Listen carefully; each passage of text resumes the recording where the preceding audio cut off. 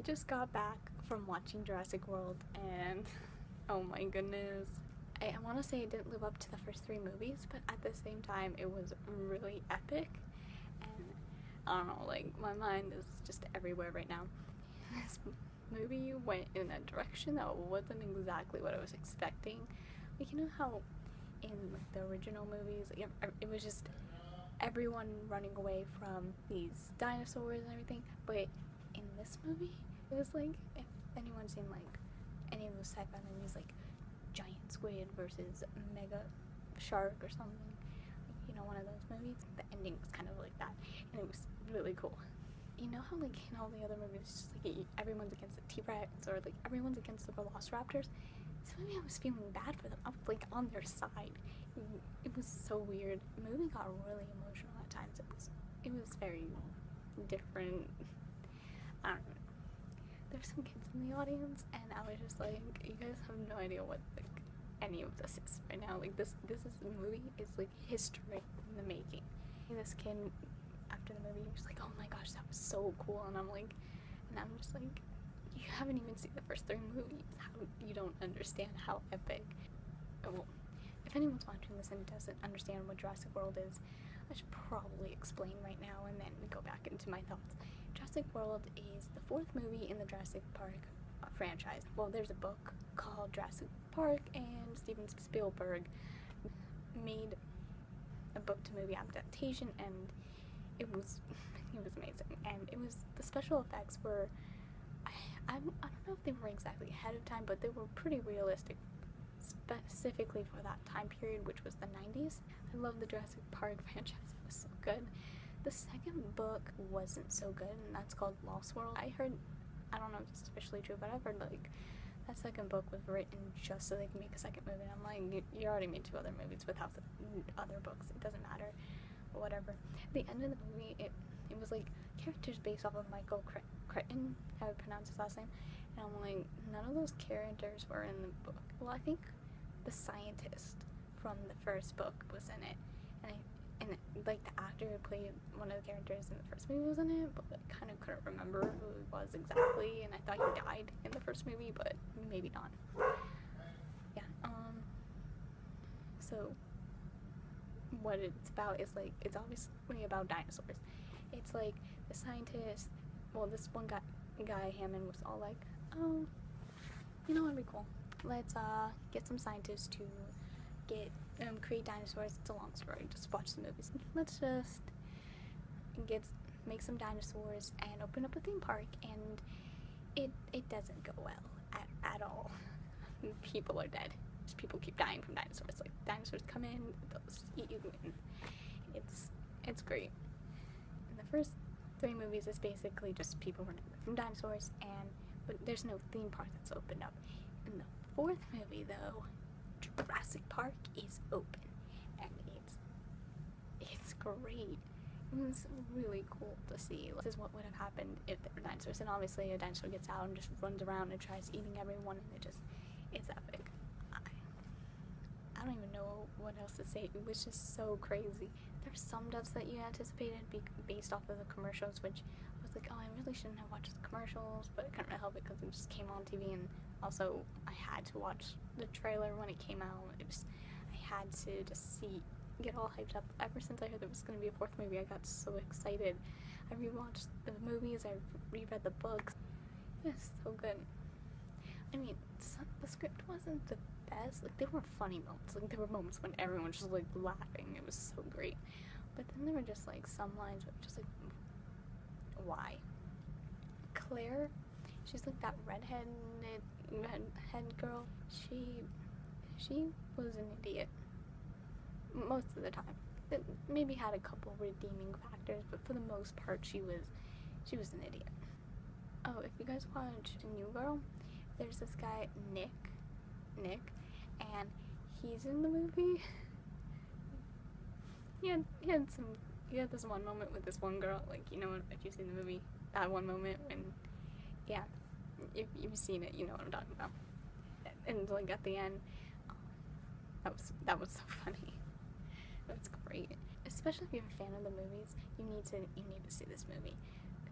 You need to. It was better CGI in the movie, obviously. It's like the 21st century now.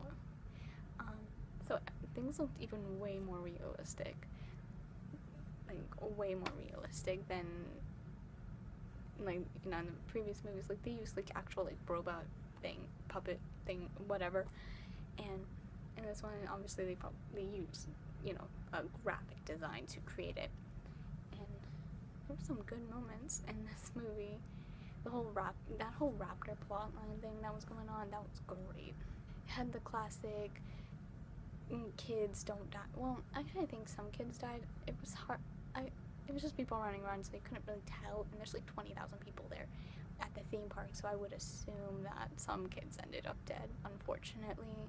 The thing that I liked about Jurassic Park franchise was just like none of the kids died, and that made me happy.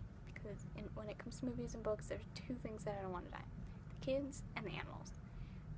When I say animals, I mean dogs. I don't like it when dogs die.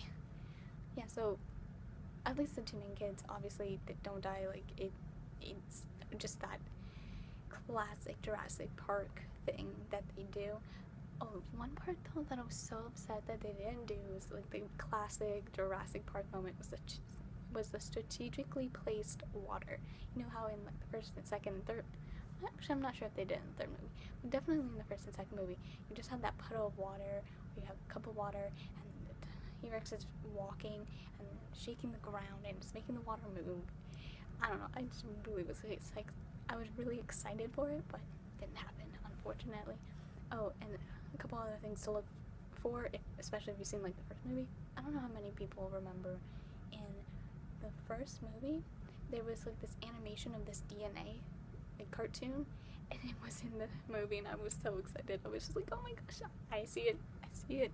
I like it when they do like throwbacks to other movies, especially in like a franchise, or like, you know, like a franchise that ends and then they reboot it and then they just like refer back to stuff, and you just like it just makes you all nostalgic. I think they like went into, from like the first movie, you know, at the end when the T-Rex is roaring and that banner just like falls down, that building I think was there. It was like a really old building, so I couldn't tell if it was from the other movies. It was just crazy, man. It was crazy. It was so smart of them to do this fourth movie, especially like so many years later, because you have all these people from the 90s who have grown up, who have kids, and now you're hitting 2 or 3 generations of people who want to go see this movie. Well, you have the main generation that grew up and watched the first 3 Jurassic Park movies, and now they want their kids to go because they want them to experience that moment. There were some parts though where I was like, oh my goodness, there are children watching, because, you know, it's just like dinosaurs eating each other. I don't know what an age limit would be on this. Just be aware that there are dinosaurs killing each other and people dying, and if you have a kid, you can just make that judgment for yourself. I just thought it was really epic. I love sci-fi like so much.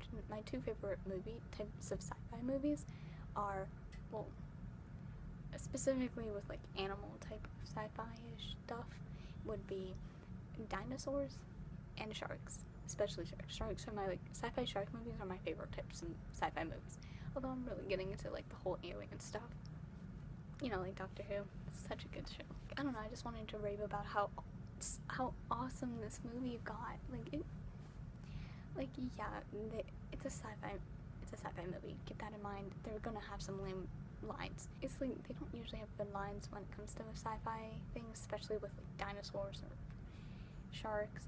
Sci-fi shark movies are notorious for being bad, I would say. The kid, like the older kid, the brother, I don't remember, I think it's Zach. I think it's like Zach and Gray, something like that. Anyways, he kept looking at all these other girls. I'm like, you have a girlfriend. Although I thought it was really funny when he was leaving and they would like hold each other, and then the parents are just like, you're not going off to war. Yeah, it was good. Oh my gosh, with those raptors, the whole relationship between Owen and the raptors, it was good. I liked it. I liked how he named them and everything.